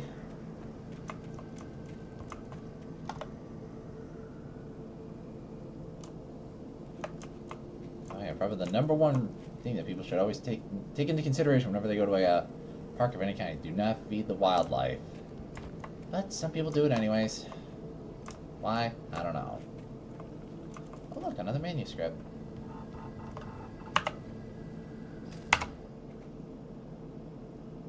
Rose knew that Rusty was in love with her, and she liked him too. She liked him a lot. He taught her to dance, and life had certainly taught her the value of a man who was gentle. He treated her well, made her smile, made her feel good. But Rusty wasn't the prince of her dreams, and that tended to underline the unbearable truth. She was no closer to that Hollywood magic than he was.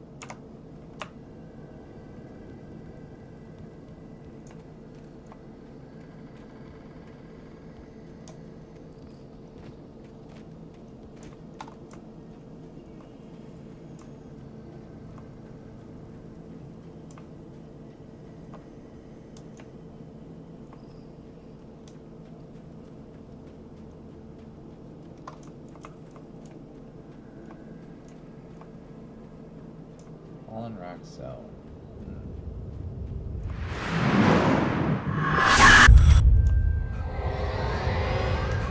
The vision left me weak. This was no head injury.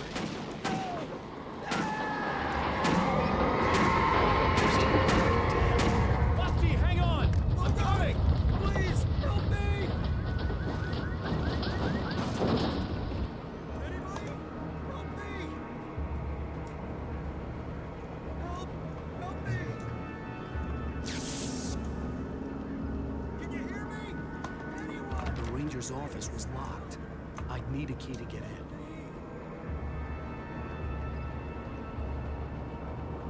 Hello?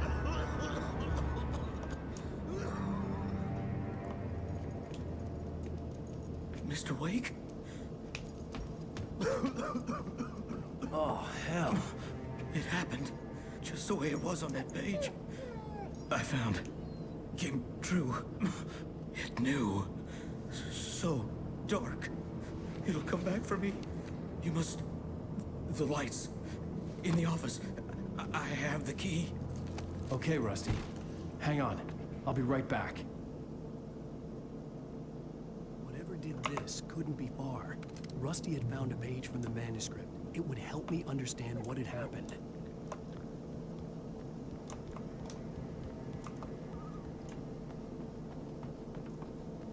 The only way to make sure that Rusty was safe was to get the power running and the lights back on.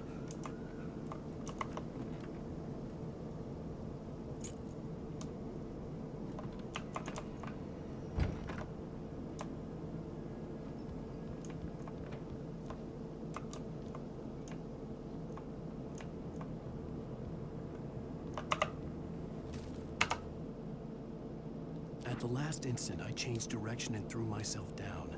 The axe splintered the trunk of a tree. I stumbled into the pool of bright light. My lungs burned.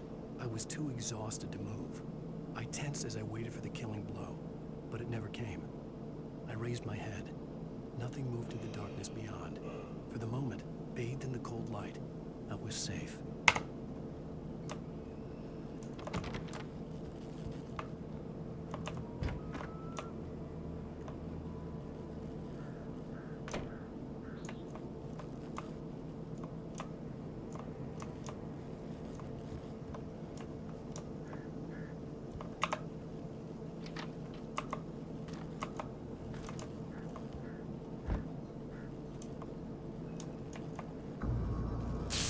too late. Someone had destroyed the circuit breaker. There was no way to get the lights back on. Rusty! Rusty!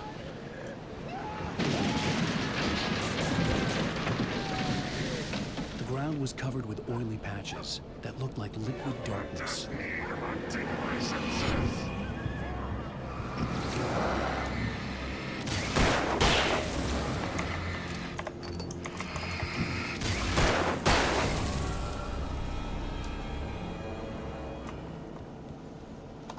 Something had torn a mammoth-sized hole in the wall. No, they got Max. Not Max. Not the puppy. Don't feed the animals. Fishing! For those visitors who purchase a park Fishing. license, obey The park ranger's instructions. at all times. Rusty? Rusty, no! Never. Approach closer than 100 yards. To bears and wolves, never approach any other closer than 25 yards. pets must be leashed. At all times. Never leave your pet. Pet unattended.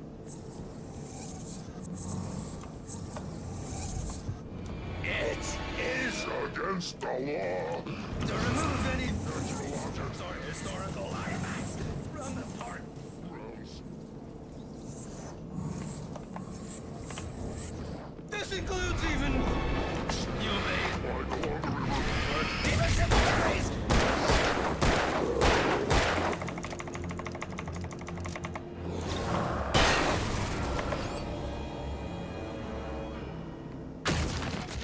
Oof.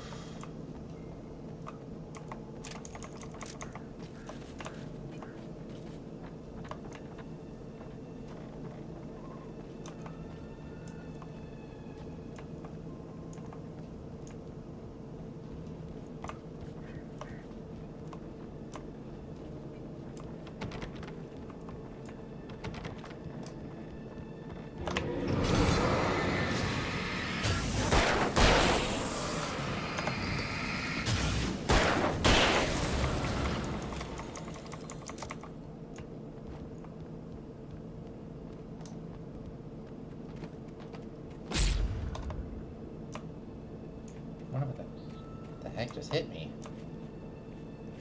Well, it doesn't really matter.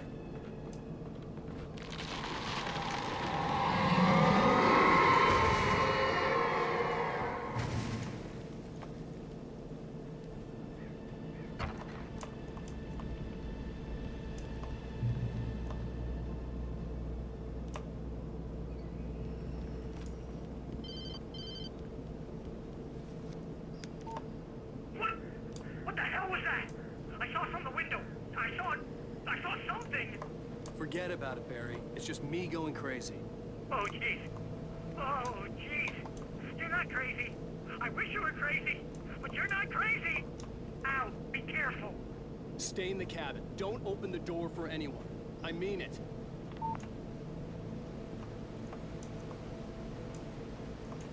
Yeah, Barry, he means it. Leave the door locked.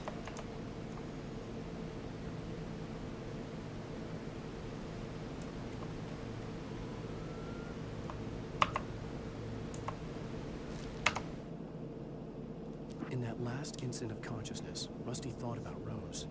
He was older than she was. Rose was barely out of her teens, but she made him feel young and forget what a train wreck his long-dead marriage had been. He still wore the ring. He'd been waiting for her to tell him to take it off. Now she never would.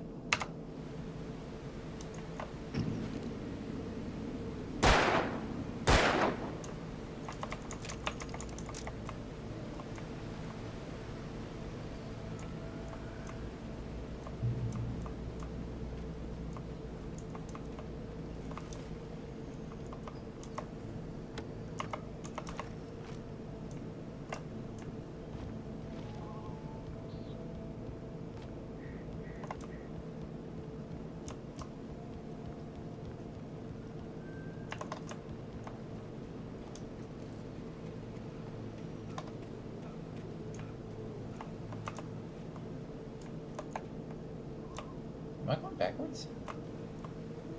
tells me I think I threw myself for a loop. Yeah, I think I am going backwards.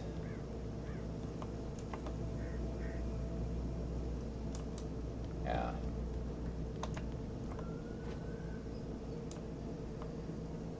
Actually, yeah, I am going backwards.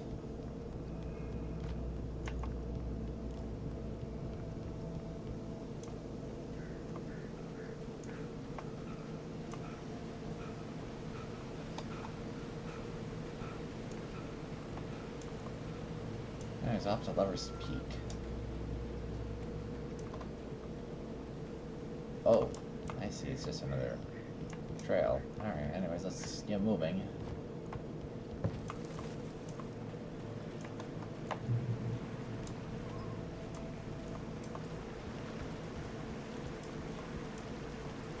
Lover's Peak was at the far end of the nature trail.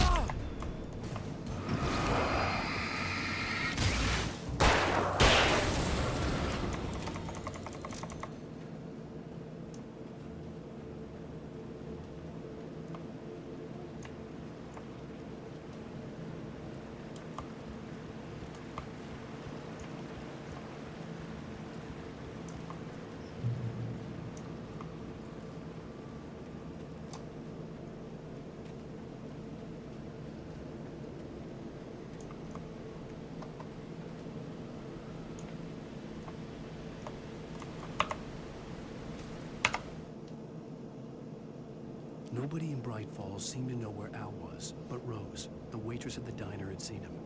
From what Barry could tell, Al pretty much fell off the face of the earth when he left the diner. Rose was just the kind of fan that Al hated, but she really tried to help. She was smart, too, knew a lot about what was going on in the town, knew a lot about Al, even knew who Barry was. Barry liked her. That was no big surprise. When it came to women, Barry and Al rarely saw eye to eye.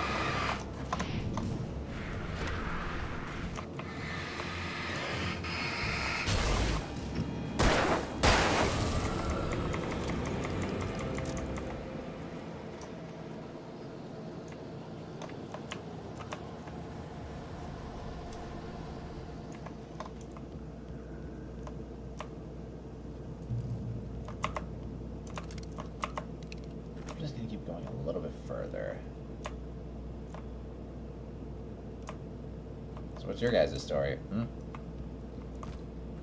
Guys each decided to take a neutral corner?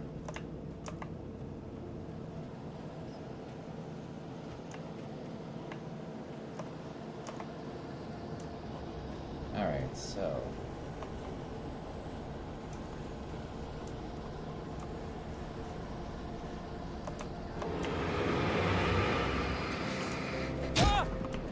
Ow.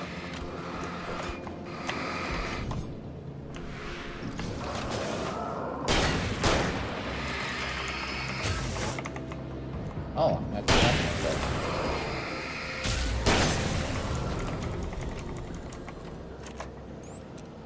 I had the wrong weapon out the whole time. I'm going the right way.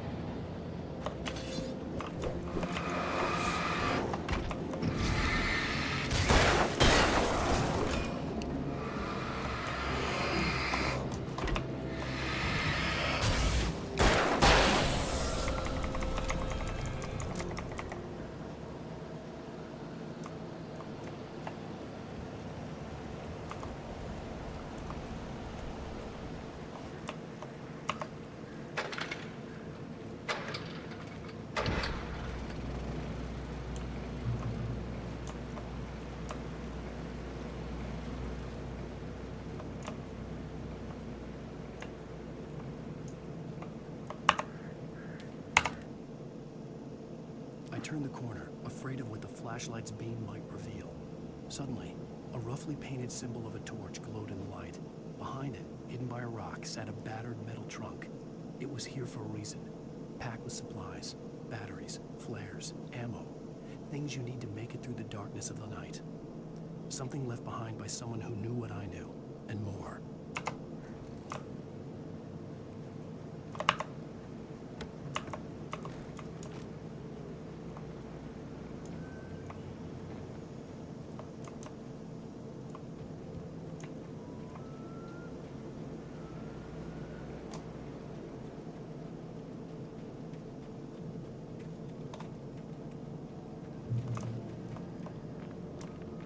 I think just one more of these and we'll call it good. Come on.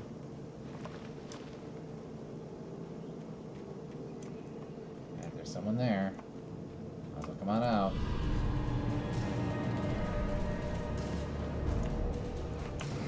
I wish I had the flare gun.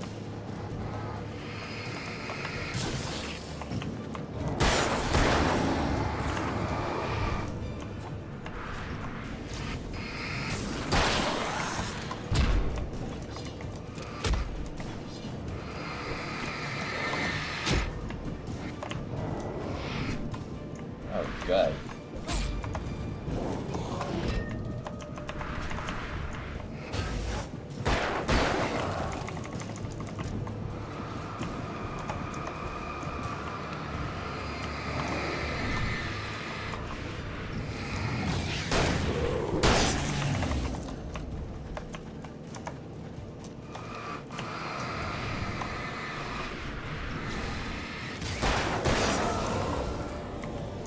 Phew.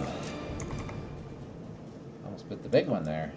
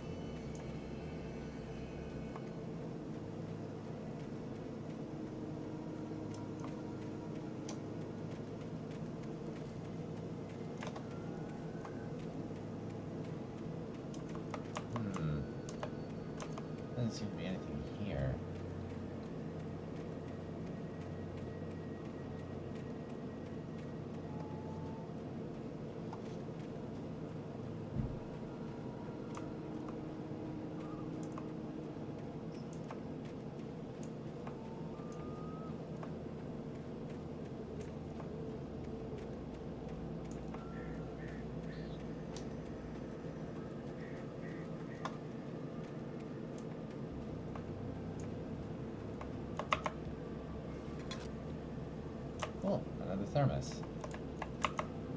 The tree this ring was cut from started growing in 1846, the year the Oregon Treaty was signed. Other notable events marked on the rings. 1853, the Washington Territory was formed. 1878, the founding of the Bright Falls Mining Company and the town itself. 1889, Washington was granted statehood. 1929, tree damage in a forest fire. 1970, the Bright Falls Mining Company closes its doors after a volcanic eruption below Cauldron Lake. 1980, Mount St. Helens erupts. In 1987, tree fell by storm.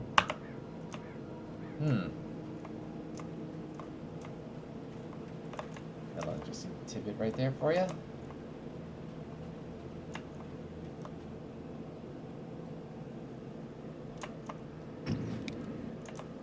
There's other dates on this thing too, but that's not really relevant.